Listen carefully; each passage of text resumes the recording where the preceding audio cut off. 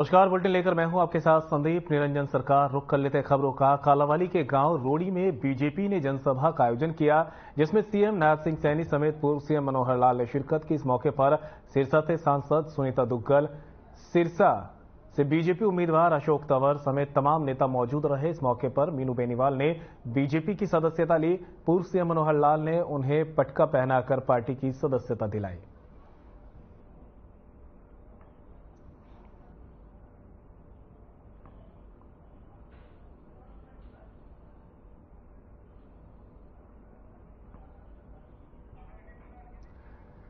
तो तस्वीरें आपको दिखा रहे कालावाली से, जहां पर रोड़ी गांव में बीजेपी ने जनसभा का आयोजन किया और इस मौके पर मीनू बेनीवाल ने बीजेपी की सदस्यता ली है। पूर्व सीएम मनोहर लाल ने पटका पहनाकर उनका स्वागत किया है।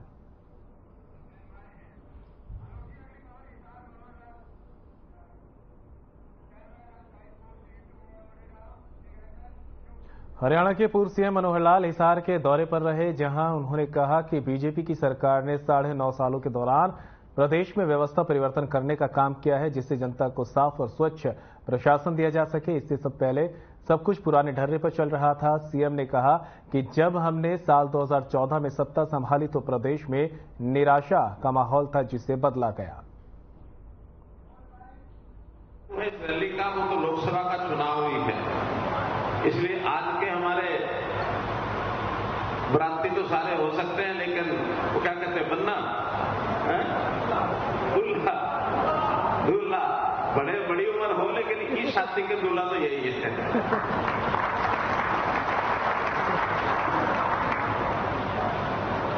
और जो अपने हरियाणा सरकार में मंत्री बने, हिसार से हमारे विधायक हैं श्री डॉक्टर कमल गुप्ता जी, विधायक के हमारे हांसी श्री विनोद भैणा जी,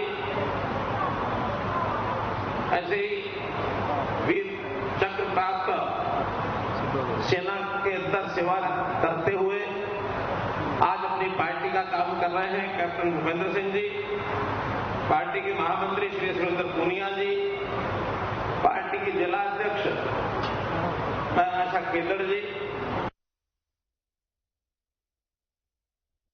कांग्रेस के राष्ट्रीय अध्यक्ष मल्लिकार्जुन खड़गे ने एक बयान पर अनिल विज ने पलटवार करते हुए कहा कि गलतफहमी है कि आजादी की लड़ाई केवल कांग्रेस ने लड़ी, जबकि कांग्रेस का जन्म 1885 में हुआ, जिसे एक अंग्रेज अफसर ने बनाया था। तो इनके पूर्वज कौन है? भूपेंद्र सिंह हुड्डा सहित तमाम, बनर्जी व केजरीवाल सहित भाजपा के गांव में वोट मांगने पर हुए विरोध पर भी उन्होंने अपनी प्रतिक्रिया दी है।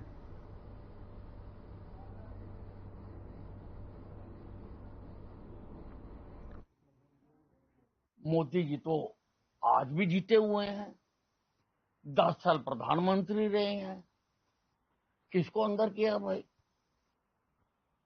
तुमने 356 लगा लगा के अनेकों बार चुनी हुई सरकारों को तोड़ा। मोदी ने किसको तोड़ा? कौन सी सरकार को तोड़ा? मोदी जी प्रजातंत्र में काम करते हैं, प्रजातंत्र की रिस्पेक्ट करते हैं और पहला प्रधानमंत्री है जिसने लोकसभा भवन में पहली बार जाते हुए उसकी चौखट पर माथा रखकर। अब खबर कैथल से है, जहां दुष्यंत चौटाला कैथल के सेक्टर 18 में एक निजी प्रोग्राम में पहुंचे, जहां पर उन्होंने पार्टी जाने वाले नेताओं पर बयान देते हुए कहा कि जब कोई साथ काम करने वाला जाता है तो दुख भी होता है, लेकिन उस कारण से किसी काम में रुकावट नहीं आती। कोई पार्टी छोड़ता है, कोई पार्टी में आता है, ये तो राजनीतिक जीवन का एक पहिया है। मैं उनको आगे के लिए शुभकामनाएं दे सकता हूं। ये कोई आज का नहीं है। उपचुनाव के बाद जब हम लोकसभा में गए थे, तब भी बहुत से साथी छोड़कर गए थे।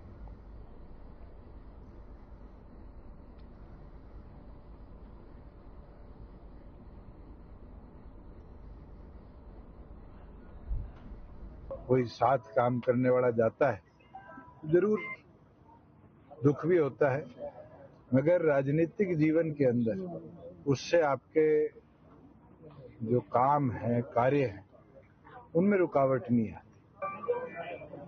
मैं इतना ही इस पे बोल सकता हूँ। कि संघर्ष चौधरी देवीलाल जी ने हमेशा सिखाया है। चौधरी देवीलाल जी के कभी भी हौसले नहीं टूटे और उनके जीवन के इतने वर्षों में हमने एक चीज सीखा है, कर्म कर फल की ना सोच, मेहनत करो, संघर्ष करो, जनता अपने आप ताकत देगी। 82 में पूरी मेजोरिटी को भजनलाल जी लेके भागे।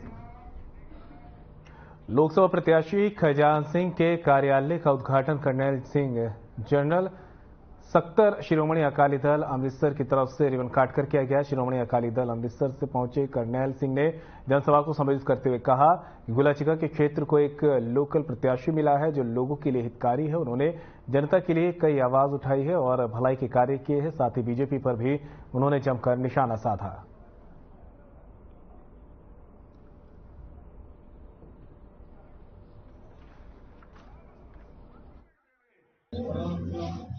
करता मैं जिन्हें भी पुस्तकाल पिछले आया हूँ तो साढ़े खजान सिंह जी जो साहब ने मैं तुहानू अपने हिरदे को बेनती करदा कि सरदार सिमरन सिंह मान कोई राजनीति जी अज की राजनीति है वो बिल्कुल दूर ने, पर साढ़े लीडर ने सारी पार्टियों के लीडर ने इकट्ठे होकर जिथे वोट इकट्ठे किए ने उत्थे जनता नूं ये गुमराह किया है कि सरदार सिमरनजीत सिंह मान वक्त करती है, वो इत्थे झगड़ा कराना चाहता है, वो इस तरह की गल्लां करता है। जिन्हें भी जनता जी उन्होंने हथ जोड़ के बेनती करना है जी, 70 साल से पहली बार सरदार सिमरनजीत सिंह मान ने सिख उम्मीदवार नूं टिकट दी जी। अज तक किसी भी पार्टी ने सिख उम्मीदवार नूं टिकट नहीं दी जी। भावें कि हरपाल सिंह अपना बीजेपी पार्टी च ही उन्होंने पूरा जोर ला लिया ही, बीजेपी पार्टी ने सिख होने करके उन्होंने टिकट नहीं दी जी। इस करके मैं गरीब परिवार से जरूर हाँ जी, पर मैं पहला 2014 च इत्थे अपनी पार्टी ने भुपेंद्र सिंह कैंडीडेट खड़ा किया, फिर 2019 च भुपेंद्र सिंह कैंडीडेट विधान सभा तो खड़ा किया, जो कि 6वें नंबर पर आए ही जी। इनेलो और जेजेपी नेताओं के बीच सोशल मीडिया पर वार पलटवार जारी है। बता दें कि इनेलो के प्रदेश अध्यक्ष रामपाल माजरा ने सोशल मीडिया प्लेटफॉर्म एक्स पर जेजेपी को लेकर तंज किया। उन्होंने लिखा कि जेजेपी का राजनीतिक ही नहीं सामाजिक अंत भी तय है। इसके साथ ही रामपाल माजरा ने जेजेपी पर कड़ा प्रहार करते हुए लिखा कि अब गद्दारों की पार्टी में महज 4 लोग बचेंगे। इस पर जेजेपी की तरफ से भी पलटवार किया गया। जेजेपी विधायक और पूर्व मंत्री अनूप धानक ने सोशल मीडिया प्लेटफॉर्म एक्स पर ही बयान का पलटवार किया। उन्होंने लिखा कि अंत किसका हुआ है, इसका फैसला हरियाणा की जनता पिछले लोकसभा और विधानसभा चुनाव में कर चुकी है।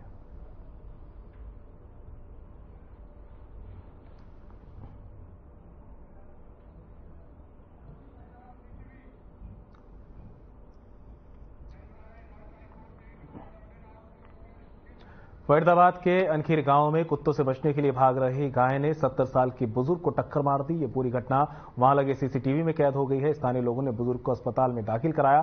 फिलहाल बुजुर्ग की हालत सामान्य बताई जा रही है। पीड़िता ने बताया कि उसे नहीं पता था कि गाय उसके पीछे आ रही है। वहीं नगर निगम के एडिशनल कमिश्नर गौरव अंतिल की माने तो नगर निगम समय समय पर आवारा पशुओं को पकड़ने का काम करता है और उन्हें फरीदाबाद की 3 गौशालाओं में छोड़ा जाता है। हालांकि उन्होंने कहा कि अगर फिर भी ऐसे मामले सामने आते हैं तो लोग शिकायत करें।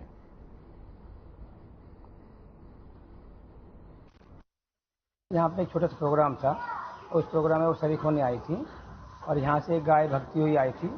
शायद उसके पीछे कुत्ते लगे हुए थे और न गाय इस तरह बेसुध होकर नहीं भागती है और वो बस इत्तेफाक लगा लो वो गाय के लपेटे में आ गई वो, वरना गाय समंदर प्राणी है, बच के चलता है और उनके लपेटे में आगे देखो जब जान आफत में आती है।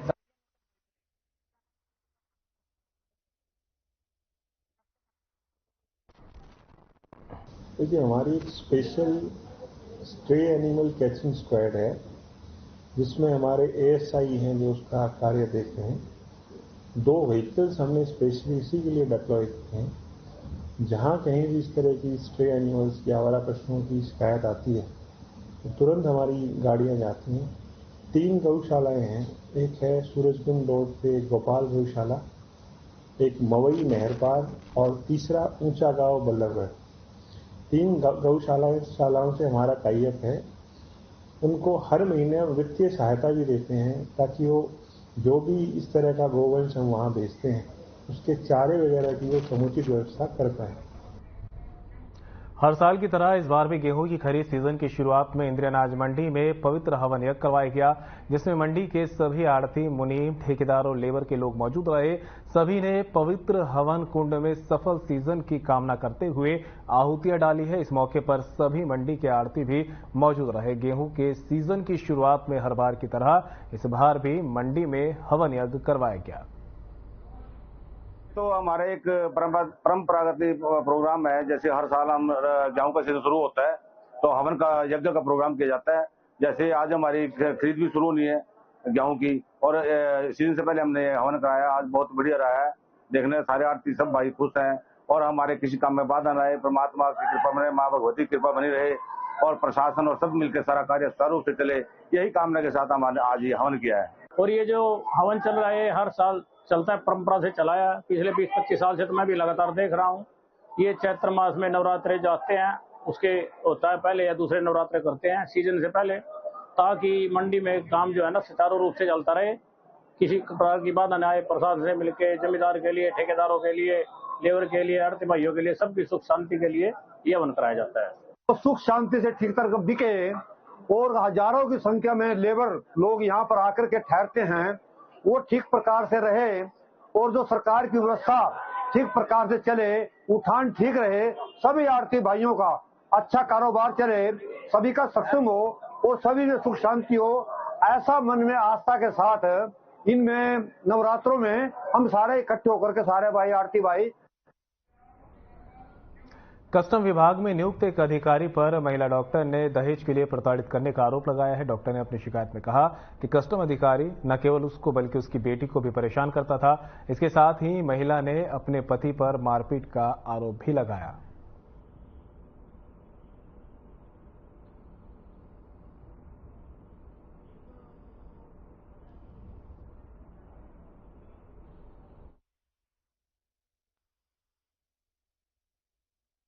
हाँ जी, महिला थाना NIT में शिकायत मिली थी जिसमें कि महिला ने अपने पति के खिलाफ शिकायत दी है। पति उसका मुंबई में है, पोस्टेड है, कस्टम अधिकारी बता रहे हैं। तो ये तो अभी उनसे इस बारे में जांच पड़ताल नहीं हुई कि वो किस रैंक के अधिकारी क्या है क्या नहीं है, लेकिन उनकी शिकायत पे मुकदमा दर्ज कर लिया गया है। लीगल एड के बयान कराए गए हैं और जज साहब के सम्मुख 164 के बयान कराए गए हैं। सर, बड़े बड़े आरोप नहीं, यही सच्चाई है, क्योंकि मेरे हस्बैंड को स्टार्टिंग से मैं पसंद नहीं थी और दहेज भी वो मांगते थे। और उनकी जो मतलब मेरी जो देवरानी है उनके साथ भी वो घूमते फिरते थे और मेरे कहने पे वो मना करते थे। हमने अच्छे खासे पैसे उनको दिए थे, शादी के ड्यूरेशन में भी उनकी डिमांड्स आती थी कि अब ये लेकर के आइए, अब ये सोने की चीजें लाइए, अब चांदी की चीजें लाइए, अब इतने पैसे लाइए। तो वहीं दौड़ भाग से भरी जिंदगी में स्वस्थ रहने के लिए योग करना बहुत जरूरी हो गया है। योग करने से न सिर्फ गंभीर बीमारियों से बचा जा सकता है, बता दें कि फरीदाबाद की रहने वाली रेणु आर्य रोजाना 100 से ज्यादा लोगों को फ्री योगा ट्रेनिंग देती हैं। रेणु आर्य पिछले 18 साल से हर दिन कल्पना चावला पार्क में योग करती हैं और दूसरों को योगासन का प्रशिक्षण भी देती हैं। उन्होंने बताया कि वो जब कल्पना चावला पार्क में योगा करवाने के लिए आई थी तो कई महिलाएं उनसे जुड़ी और योग करना उन्होंने शुरू किया।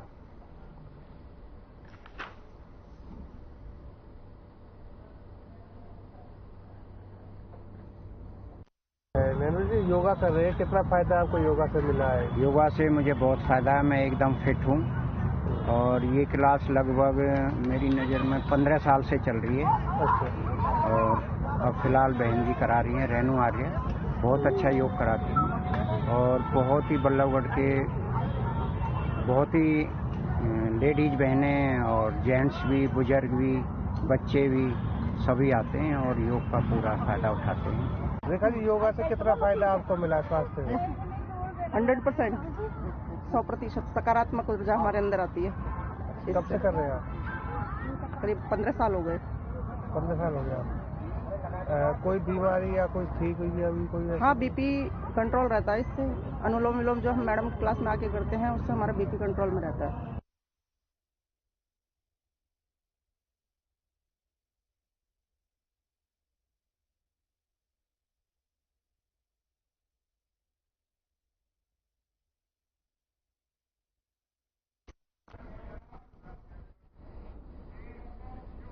तो वहीं रेवाड़ी जिले के दिल्ली जयपुर हाईवे NH 48 पर 9 अप्रैल को एक युवक की लाश बरामद हुई। इसके हाथ पैर कपड़े से बंधे हुए थे, जिससे आशंका है कि उसकी हत्या कर शव को फेंका गया। आपको बता दें कि पुलिस ने शव को मोर्चरी में रखवा दिया है। कसोला थाना पुलिस पूरे मामले की जांच कर रही है। पुलिस के अनुसार 8 अप्रैल को सूचना मिली कि हाईवे पर संगवाड़ी गांव के सर्विस लाइन पर एक युवक की अर्धनग्न हालत में शव पड़ा हुआ है। सूचना के बाद पुलिस टीम मौके पर पहुंची। पुलिस के मुताबिक मृतक की उम्र करीब 40 साल है। आसपास के लोगों से मृतक की पहचान कराने का प्रयास किया, लेकिन सफल नहीं हो सके। शिनाख्त को लेकर पुलिस ने रेवाड़ी के अलावा आसपास के जिलों में भी शव मिलने की सूचना दी है।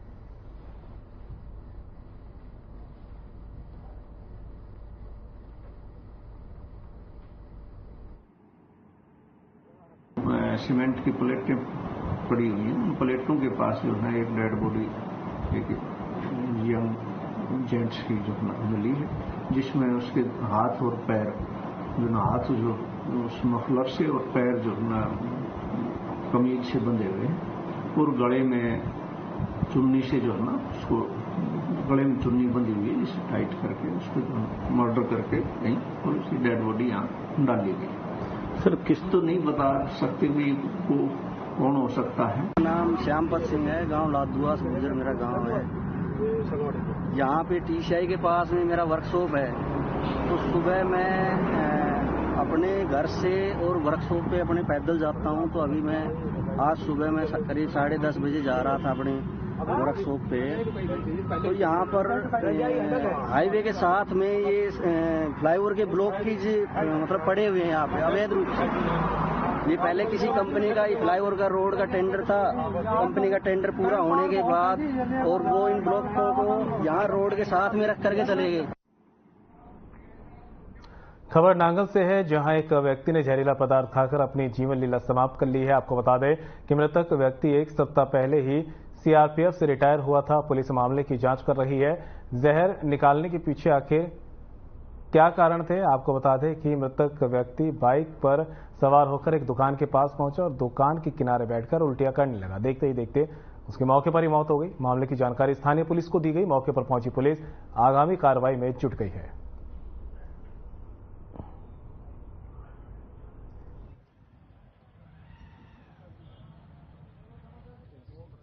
ये सूचना मिली थी कि ऐसे एक आदमी यहाँ पर बस स्टैंड के पास बहुत बड़ा पड़ा हुआ है।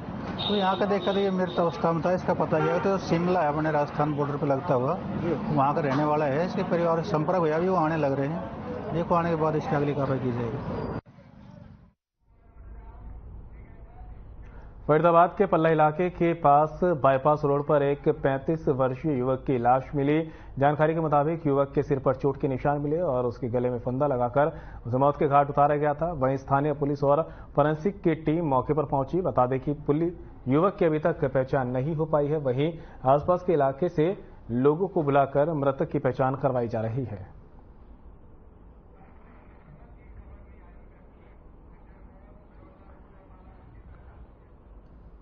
तो खबर आप तक फरीदाबाद से पहुंचा रहे हैं, जहां पर युवक के सिर पर चोट के निशान पाए गए हैं। मृतक की अभी तक पहचान नहीं हुई है और ये शव पाने से आसपास के इलाके में भी सनसनी फैल गई।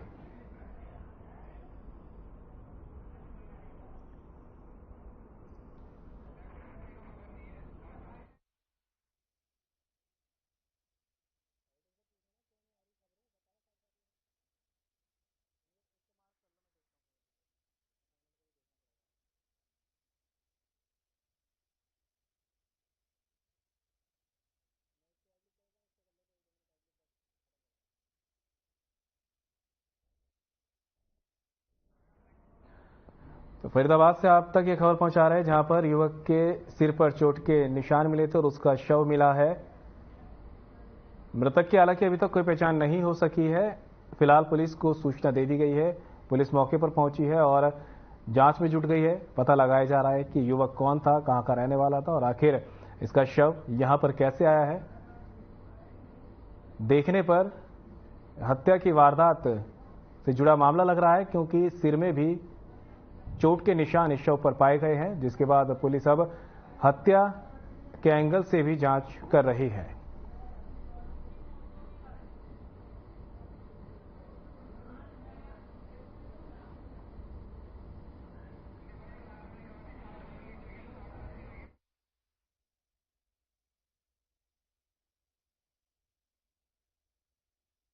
तो देख सकते हैं आप तस्वीरों को, फरीदाबाद की तस्वीरें हैं जहां पर शव मिलने के बाद सनसनी फैल गई है। लोग मौके पर पहुंचे हैं और युवक का शव मिला है, सिर पर चोट के निशान पाए गए हैं, जिसके बाद पुलिस को भी सूचना दी गई। मौके पर पहुंची पुलिस जांच में जुट गई है।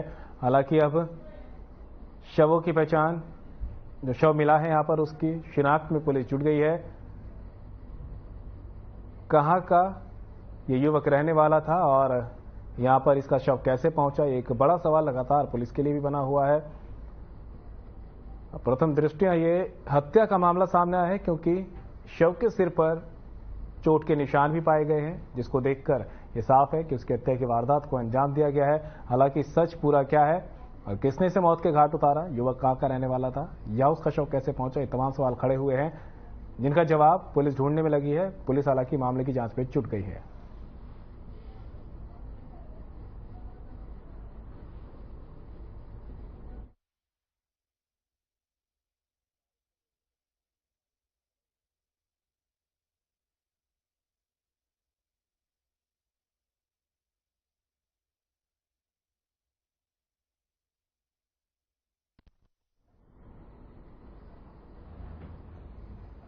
फरीदाबाद में युवक का शव मिलने से सनसनी फैल गई है, जिसके बाद पुलिस को सूचना दी गई है और मौके पर पहुंची पुलिस ने शव को कब्जे में लेकर उसकी शिनाख्त शुरू कर दी है। शव के सिर पर डंडे या फिर कुछ कठोर से वार के निशान पाए गए हैं।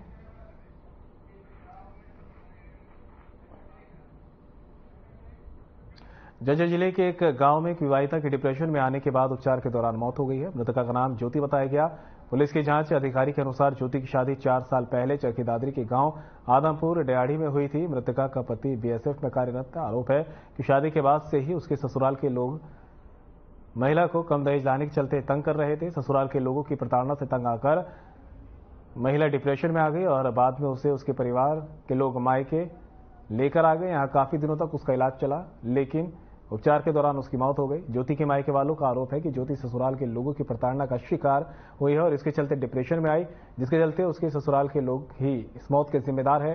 ज्योति के परिजनों की शिकायत पर पुलिस ने यहां नागरिक अस्पताल में उसके शव का पोस्टमार्टम कराए जाने के बाद शव को परिजनों के हवाले कर दिया। ये लड़की थी हुमायूंपुर की और 4 साल पहले इनकी शादी हुई थी आदमपुर डाडी में। तो जो इनके घर वाले हैं वो बीएसएफ में हैं, नौकरी करते हैं। तो काफी दिनों से बताए दहेज के लिए तंग करते थे, जैसा कि परिवार वालों ने बताया। और उसी के चलते वो बीमार डिप्रेशन में आ गई। उसके बाद जो है ना दौरान इलाज पीजीआई एमएस रोहतक में कल इनकी मौत हो गई।